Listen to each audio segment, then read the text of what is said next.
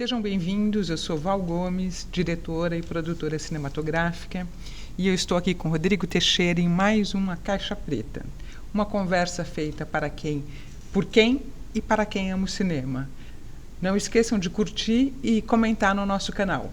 Muito obrigada. Rodrigo, é um prazer estar aqui com você hoje. A gente vai fazer uma conversa um pouco sobre a sua trajetória, que é uma trajetória incrível, assim. Aqui na escola a gente tem várias pessoas que querem fazer produção, então você é um pouco um farol, assim, né, pela sua trajetória. Antes da gente começar, eu faço uma pequena apresentação e, pessoal, caso vocês queiram, na bio do programa vai ter maiores informações sobre a trajetória do Rodrigo, que é uma trajetória imensa, assim. Nascido no Rio de Janeiro, iniciou sua carreira em 1990, através da aquisição de direitos autorais de livros. No início dos anos 2000, encomendou a coleção de livros Camisa 13, em que autores como nada menos que Nelson Motta, Washington Oliveto e Rui Castro participavam dessa coleção. O livro sobre o Palmeiras, em 2005, virou o filme O Casamento de Romeu e Julieta, dirigido por Bruno Barreto. Em 2006, com a sua produtora, você produz o seu primeiro filme, que é O Cheiro do Ralo, e aí começa uma trajetória nacional e internacional, assim, só para dar uma pista para os nossos espectadores. Na trajetória internacional, ele produziu o filme, em 2012, de Francis Ha, Nada Menos que Me Chame Pelo Seu Nome, em 2017, A Bruxa. Tem 36 filmes lançados tem 36 filmes como produtor no Brasil, tem 2 filmes que foram para Cannes, enfim, esse é um pequeno resumo da trajetória do Rodrigo. Então, vamos lá, Rodrigo. Uma das características do seu trabalho são as adaptações de obras literárias. Conta um pouco isso para a gente. Bom, primeiro agradecer o convite, Val. É um prazer falar com vocês. Na verdade, foi uma maneira de eu entrar no mercado, porque eu não estudei cinema, eu não vim de uma família que já tinha alguém que trabalhava com arte ou com cinema, eu não conhecia ninguém do meio. Então, assim, o jeito que eu falei, bom, eu sou um leitor, eu gosto de ver filme, como é que eu faço para eu poder adentrar nesse mercado? O único jeito que eu imaginei foi, se eu comprar direitos literários ou se eu financiar, buscar dinheiro para alguém escrever um livro e eu tiver os direitos para adaptar para o cinema, talvez esse seja uma porta de entrada para mim entrar no mercado cinematográfico, já que eu não tenho nenhum acesso e não sei como fazer. Então, na verdade, a literatura foi uma porta de entrada para o cinema. Foi uma aposta minha de que eu tive no meu primeiro, logo que eu saí do meu primeiro emprego, eu fui conversar com algumas pessoas, enfim, eu estava com vontade de fazer um projeto, eu estava com vontade de migrar para a área de entretenimento, para essa área de cinema, área de literatura, mais ligada a esporte num primeiro momento. E uma pessoa me falou, olha, eu sou se você virava dono de direitos autorais, porque você dono de direitos autorais, você consegue controlar o seu caminho, e se houver pessoas interessadas em adaptar esses direitos, elas vão ter que sentar com você, vão ter que fazer algum negócio com você. Então era uma porta de entrada para mim nesse mercado, em cima de algo que eu não conhecia e não tinha nenhum tipo de acesso. E como assim, não é todo livro, toda obra de literatura que vira cinema. Sim. Então você tem um certo feeling aí. Queria que você contasse um pouco para a gente sobre isso. Na verdade, o feeling ele foi sendo aprimorado, né? O instinto ele vai sendo trabalhado, porque eu leio desde que eu me entendo por gente. Eu sempre li vendo imagem. Então qualquer coisa, eu não dirijo o cinema, mas eu dirijo o que eu leio. Então, conforme eu vou lendo, eu vou vendo. Automaticamente um filme se passa na minha cabeça. E se meu instinto acende e fala, olha, isso aqui dá um bom filme, eu acredito e começo a desenvolver essa obra a partir dali. Ou eu começo a falar, isso aqui me interessa. Só que eu comecei um projeto que eram 13 livros. Eu falei, não é possível que no meio de 13 livros que eu estou fazendo, nenhum possa ser adaptado para o cinema. Então, assim, se eu não conseguir nenhum, é porque eu fui muito mal sucedido. E eu consegui um. Então, no fim do dia, eu tinha 13 livros e um deles virou um filme. E o único, é engraçado, porque todos os outros livros seriam documentários. O único que era uma ficção foi o que foi adaptado e virou um longa-metragem. Então, dentro do meu índice de acerto naquela primeira coleção, eu fiz 100% de acerto, porque o único que era ficção virou filme. E os que não eram ficção não viraram séries, não viraram produtos documentais, então eu acabei não fazendo. Nossa, que incrível. E esse primeiro direito, você pediu para esses autores escreverem sobre esses assuntos? Como foi isso? Sim, eu chamei os autores e paguei uma bolsa para eles escreverem. Eles tinham uma liberdade para escreverem uma história relacionada ao time de que eles torciam, os times de coração deles. Então, Nelson Motta resolveu escrever um livro sobre a máquina tricolor, que é 2 anos na vida do Fluminense, que o Fluminense nos anos 70 foi o principal time do Brasil. O Washington Oliveto resolveu contar uma história, ele fez uma história mentirosa sobre o Corinthians, então ele fez como se o Corinthians tivesse alcançado façanhas que ele nunca tinha alcançado. O Rui Castro fez uma biografia do Flamengo de acordo com as biografias que ele fazia. O Mário Prata fez uma história meio Romeu e Julieta de um palmeirense e de uma corintiana. O José Roberto Toreiro fez um dicionário sobre o Santos. E assim foi. Cada um deles ia fazendo. O Bahia foi meio que o 13 perfis de jogadores do Bahia. E cada um deles foi inventando o que eles queriam contar sobre esses times que eles eram apaixonados, esses autores. E quem escreveu sobre o Palmeiras? Foi o Mário Prata. Mário Prata. Sim. Você escolheu também foi Na verdade, eu fui meio que escolhendo, assim. Eu falei, se eu pegar o primeiro que eu pegar, que me dá um ok, os outros vêm na hora. Então eu fui direto no Rui Castro, que era o principal nome na época em termos de biografia no Brasil, era ele e o Fernando Moraes. Quando eu chamei o Rui Castro, ele topou. Quando eu ligava para os outros, falava, olha, eu já chamei o Rui Castro, ele topou, eu comecei a só receber sim. E aí eu consegui montar um time, assim. Você sempre pega um primeiro que vai abrir a porta para os outros. Entendi, bacana. Parabéns pelo feeling. Então, queria que a gente falasse um pouco sobre o filme do Karim e, na verdade, da sua carreira internacional, né? Então, do filme do Karim, que foi selecionado para o Festival de Cannes, que você era produtor. E que você tem essa carreira no mercado editorial, queria que você contasse um pouco da sua carreira para a gente. Na verdade, o filme do Karim, eu conheço o Karim desde o Madame Satã, a gente ficou próximo. Quando ele fez o Madame Satã, eu tinha uma relação com a Videofilmes, que é a produtora do Walter Salles era a produtora do Madame Satã, e eles queriam que eu ajudasse o Karim num projeto novo dele. O Karim estava desenvolvendo um filme chamado Céu de Sueli, que até então chamava-se Rifa-me. E eu fiquei amigo do Karim. E a gente ficou flertando um pouco, vamos filmar. Eu montei um projeto sobre o Chico Buarque, peguei 10 músicas do Chico Buarque, comprei os direitos das músicas para criar histórias inspiradas pelas músicas. E o Karim criou uma história inspirada no Olho nos Olhos, com uma roteirista chamada Beatriz Bracher. A gente fez esse projeto em 2009, 2010 e rodamos em 2010. E o filme foi selecionado para alguns festivais internacionais. Inclusive em Cuba ganhou 4 ou 5 corais, prêmios no Festival de Cuba de 2011, de Havana. E a gente foi selecionado para a Quinzena dos Realizadores, que foi a minha primeira vez no Festival de Cannes. Então, em 2011 eu fui pela primeira vez para o Festival de Cannes com um filme selecionado. A primeira vez que eu coloquei um filme, ele entrou. E desde então minha relação com Cannes foi aumentando. Então, de lá para cá eu já tive alguns filmes no festival. Os 2 filmes que eu rodei com Karim foram selecionados para Cannes. Um foi para a Quinzena e um foi para Sertã Regar em 2019, que é o Vida Invisível de Eurídice Guzmão.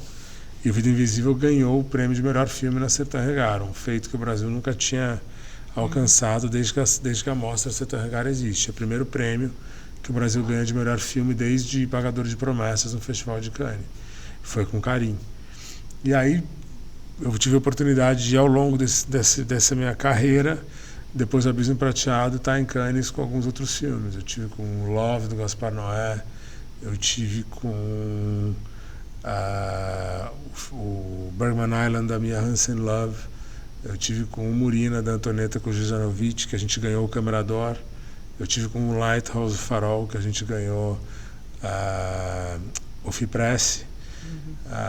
Eu tive com Patty Cakes na Quinzena dos Realizadores e eu tive com o Achambra na Quinzena dos Realizadores. Então eu tive, sei lá, com 7, 8 filmes em Cannes e ganhei com 3 prêmios. 3 prêmios importantes. Eu ganhei o Câmara d'Or, a Sertã Regar e a FIPRESS em Cannes em diferentes edições. Que incrível. E, assim, como que você faz para selecionar os projetos que você quer trabalhar? Tipo, se tem algum método, enfim. Cara, o método é muito mais o meu interesse no se eu veria o filme. Eu faço primeiro uma análise se eu sou espectador. Como eu sou um cara que eu assisto bastante coisa, eu tenho um gosto bem eclético, eu não sou uma pessoa que vê um tipo de filme só, eu posso ver um filme extremamente comercial e um filme que ninguém vai querer ver, que eventualmente eu sou um dos únicos.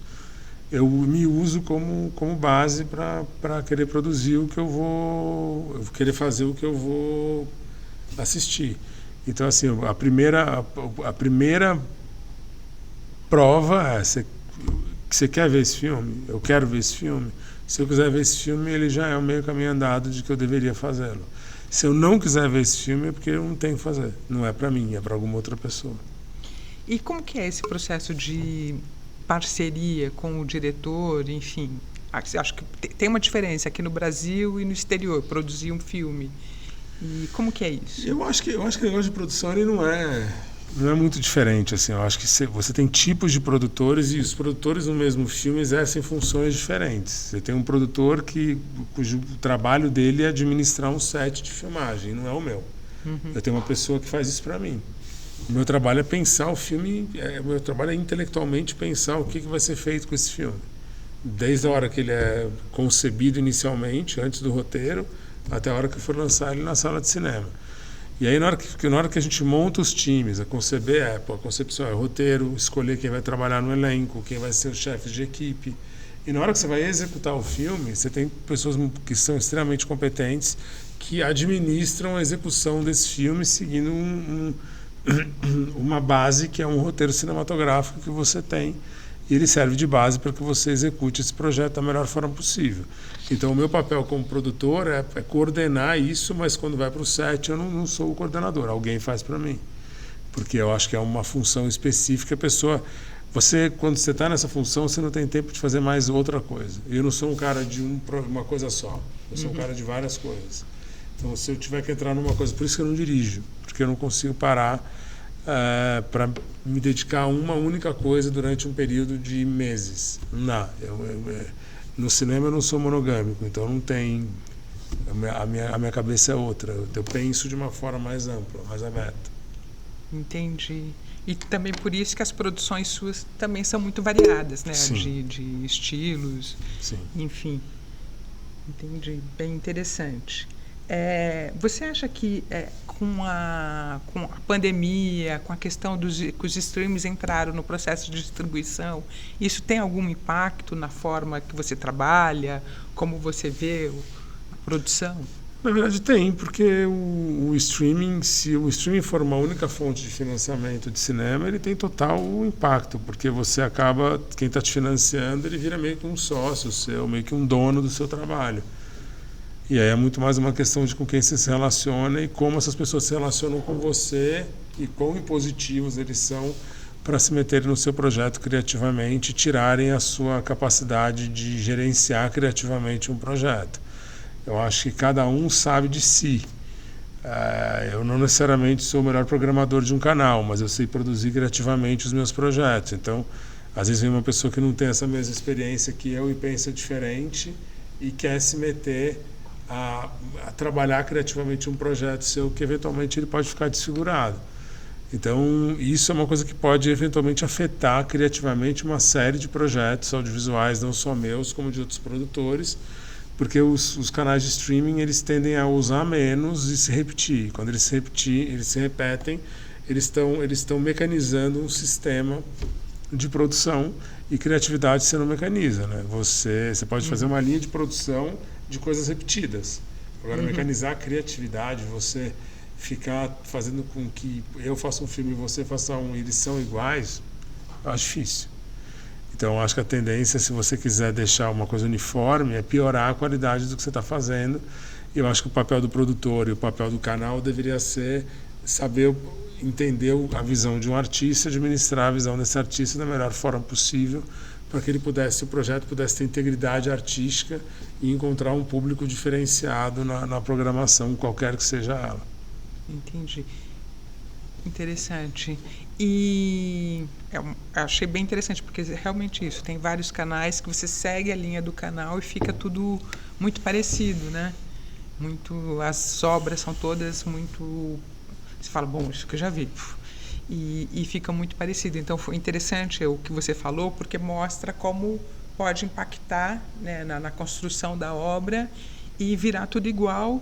E, realmente, assim, não sei como que a gente faria essa discussão num segundo momento, mas para que não tivesse essa intervenção, porque, de fato, você tem uma interferência no processo criativo, né? Sim.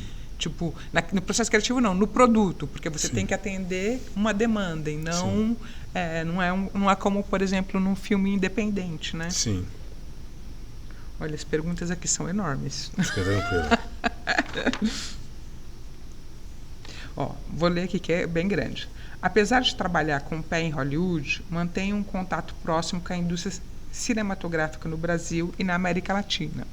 Como, por exemplo, O Silêncio do Céu, do Marco Dutra, uma adaptação de um livro argentino rodado em Montevidéu com atores brasileiros, argentinos e uruguaios. Você também tem uma série de TV que é mais ou menos o mesmo formato, que é O Hipnotizador. Você tem vontade de trabalhar mais nessa dinâmica entre países? Na América Latina, sim, porque eu acho que a gente tem uma... O Brasil é muito descolado na América Latina, né? Eu acho que quando você começa a frequentar mais os outros países da América Latina, você entende o quanto eles conhecem o Brasil e quanto o Brasil não conhece a América Latina. O Brasil ele é um país isolado dentro de um continente. Ele é quase uma ilha, apesar de ele ser continental, dentro desse continente. Primeiro falando português e segundo olhando para si mesmo. Não está olhando. O brasileiro não sabe o que acontece no Peru, não sabe o que acontece na Bolívia, não sabe o que acontece no Uruguai, não sabe o que acontece no Chile. Mal é mal sabe o que acontece na Argentina, mas normalmente se sabe o que acontece na Argentina, que existe algum tipo de troca maior, mas muito mais por uma rivalidade esportiva do que por qualquer outra questão. Eu não acredito que o brasileiro médio entenda o que acontece nesses outros países. E esses outros países têm um intercâmbio muito maior entre eles. Qualquer produção, por mais que a Argentina e o Chile são inimigos históricos, eles fazem muitas coproduções. Filmes chilenos que são produzidos por argentinos, filmes argentinos que são coproduzidos por chilenos, porque eles tentam tirar esse benefício. Aí você vai para a Colômbia já tem uma relação cinematográfica com a Argentina e com o Chile, apesar de ter, se você for olhar a estrutura populacional da Colômbia, ela é muito mais próxima do Brasil do que a Argentina e Chile são, e a Colômbia é muito menos próxima de Argentina e Chile, muito mais próxima de Brasil. Mas a gente não tem interesse nessas culturas. E eu acho que, assim, para mim, eu acho uma mão de obra muito boa. A mão de obra latino-americana, criativa, pelo menos, ela é excelente. Então, assim, eu sempre vi vantagem em trabalhar em coprodução com esses mercados, ou produzindo, não necessariamente ser coprodução nesse mercado. Então, eu comecei me relacionando com a Argentina, Uruguai, Chile. Em algum momento eu me relacionei com Cuba, filmei em Cuba, mas eu trouxe um francês para filmar em Cuba. México, eu tenho bastante relação hoje. E aí, nessas relações, eu fui estabelecendo espaços para mim, e aí onde eu poderia eventualmente trabalhar os meus projetos. E para mim hoje eu não abro mão de ter um pé na América Latina. Eu dou aula esse ano eu comecei a dar aula na Faculdade de Cuba, de San Antonio de los Baños, que para mim foi super importante,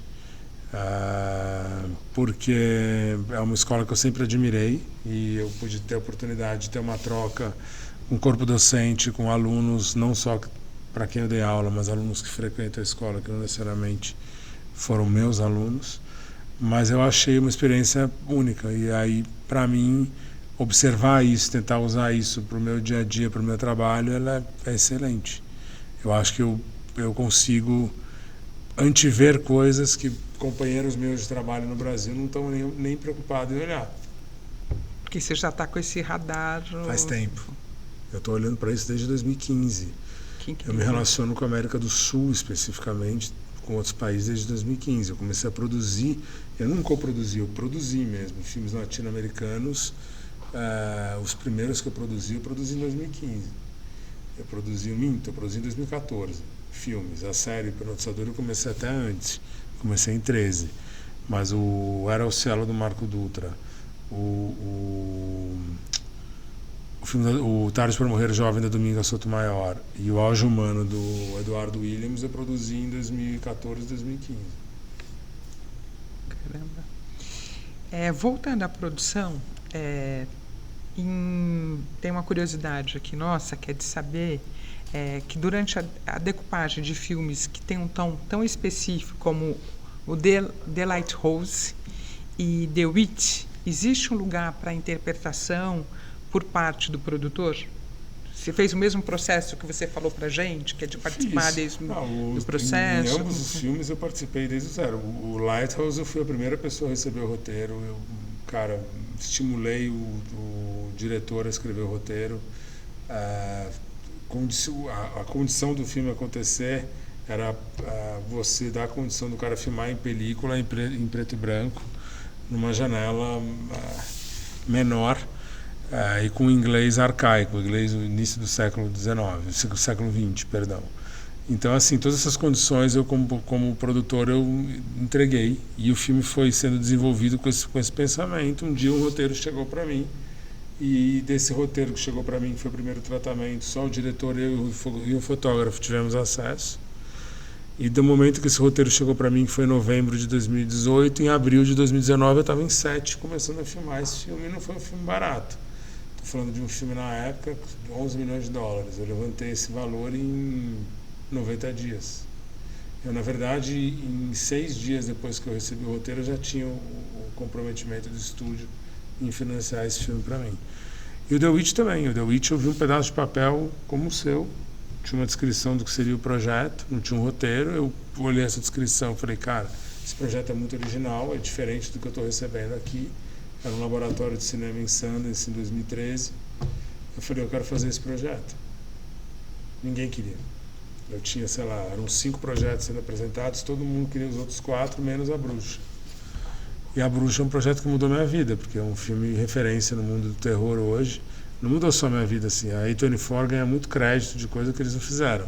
Uhum. Então, fala que a A24 desenvolveu o Farol e A Bruxa. Não desenvolveu, quer dizer, eu fui eu. E eu levei para a A24 esses filmes depois, eles só distribuíram o filme. Só que como eles têm uma empresa já estabelecida e o marketing todo por trás, eles ganham crédito de desenvolver projetos que não necessariamente foram eles que desenvolveram, mas eles tiveram um papel muito importante na hora de lançar e fazer o marketing do filme. Tão importante que eles acabam eclipsando o crédito dos outros. Entendi. Então, assim, a gente trabalha muito criativamente. Então, esses filmes, do momento em que a gente entrou nele, no caso do Farol, a gente até idealizou. A Bruxa, às vezes existia um texto quando foi ofertado para mim. Até a gente filmar, a gente participou de todas as etapas. Então, são 2 filmes específicos que você citou, em que a gente participou do processo como um todo. São filmes que eu considero uma produção brasileira, inclusive, uma produção nossa, sim. Que curioso, porque assisti o Farol, acho que alguns anos atrás, foi na pandemia, né, no streaming, e fiquei impressionada e nem associei que poderia ter brasileiros envolvidos nesse filme. Sim, eu fui morar no Canadá para fazer filme. Do momento que eu recebi o roteiro até filmar, como te falei, são 4 meses. Todo o desenho que ele tinha feito, a gente achou uma locação, construiu tudo.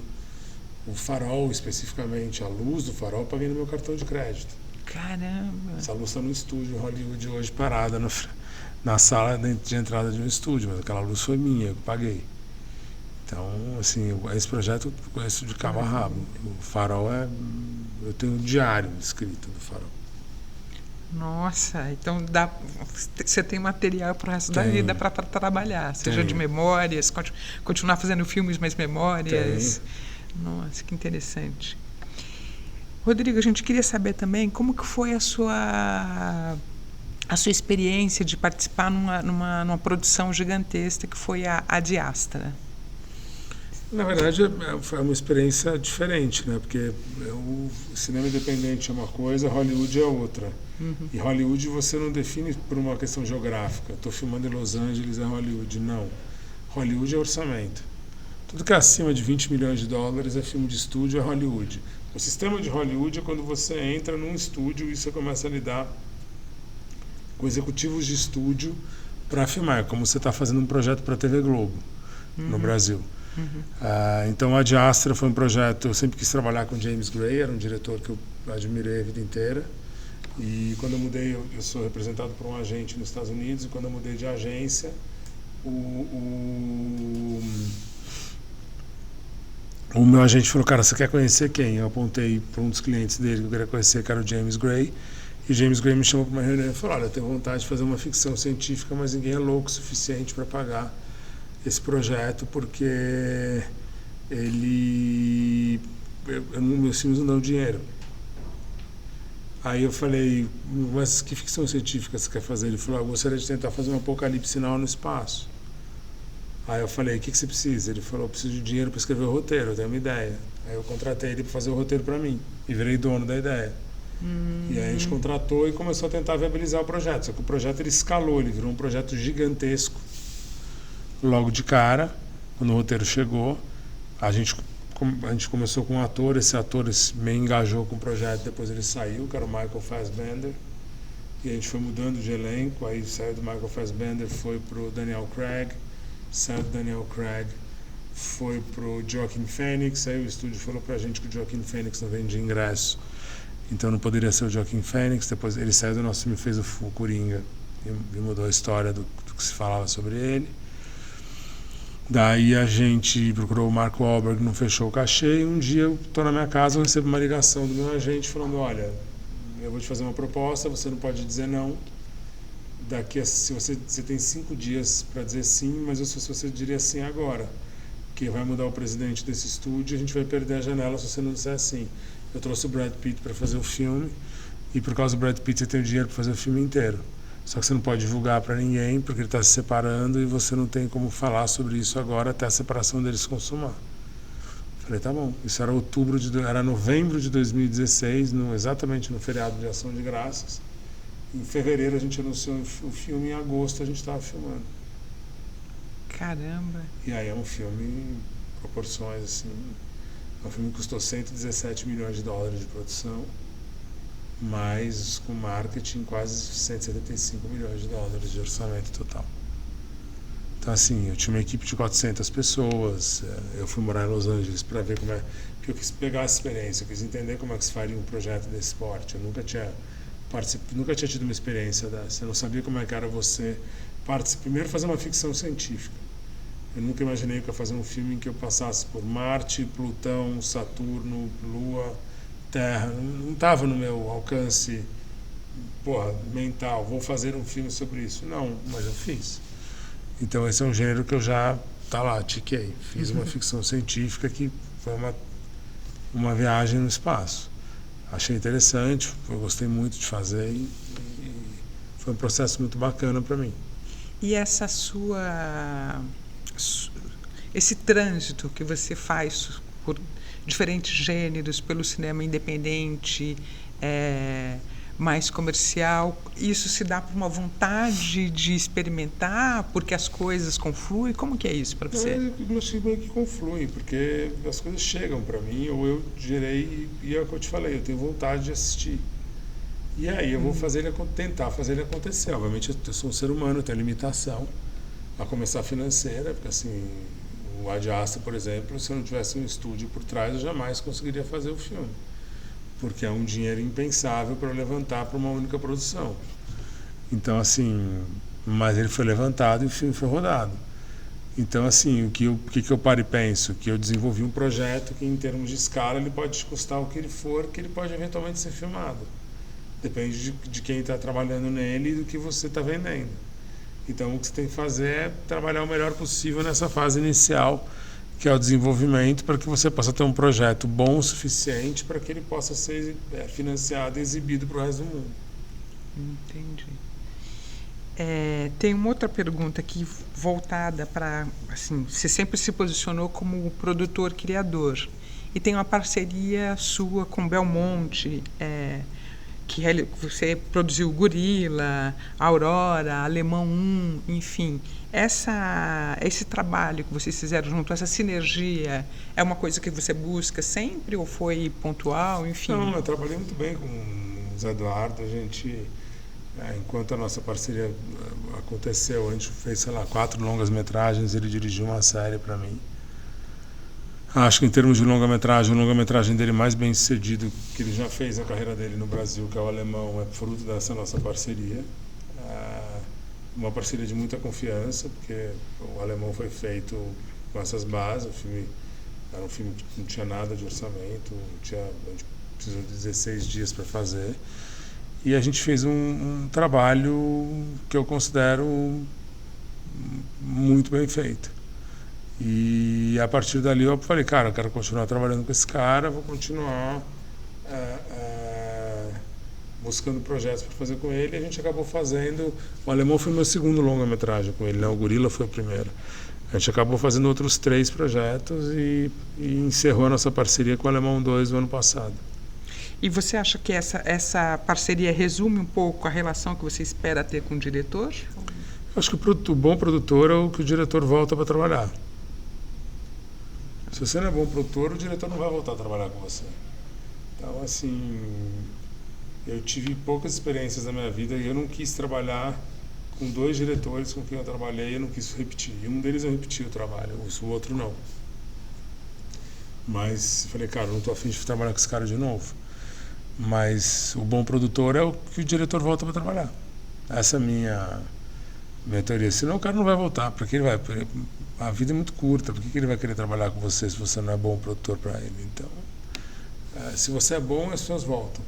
As pessoas batem na tua porta, as pessoas aceitam o que você tem para propor. Então, parcerias iguais que eu tive com o Zé Eduardo, eu tenho com vários outros diretores. O Marco Dutra, eu estou indo para o 4º longa, eu já filmei. James Gray, eu estou indo para o 3º. O Luca Guadagnino, eu estou indo para o 2º. O Eggers, eu estou indo para o 3º. O Olivier Assayas, eu estou indo para o 2º. Sei lá, o Carinha, eu estou indo para o 3º. Então, assim, eu tenho uma história de relacionamento com esses diretores que vai mais do que um filme só. Entendi, que ótimo. Quais são os seus próximos projetos? Você pode contar pra gente? Os que estão filmados, sim. Eu filmei 2 longas no ano passado. Eu filmei um longa do Ali Muritiba, que estamos em pós-produção, chamado Barba Ensopada de Sangue, que é um livro do Daniel Galera. Eu filmei Enterre Seus Mortos, dirigido pelo Marco Dutra, que é um livro da Ana Paula Maia, também está em pós-produção. Eu filmei uma série para a Globoplay sobre o Sócrates, jogador de futebol. Uma série documental dirigida pelo Walter Salles.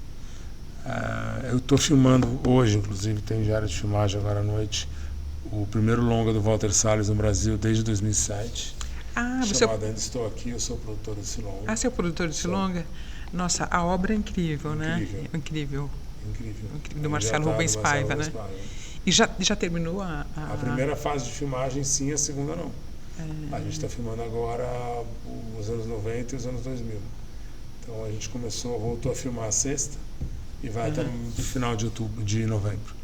E posso fazer perguntas? Pode. Assim, tipo, e vai ser linear? Como que vai ser? Não, pode linear dentro do tempo do livro. Do tempo do livro, tá. Sim, a gente vai apresentar lá uma linearidade.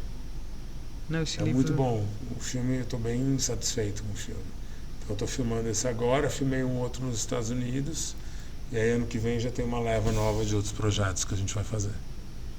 Isso que promete. Sim. E esses filmes vão ser lançados no ano que vem, esses que você falou agora? Esses que eu falei agora, todos no ano que vem.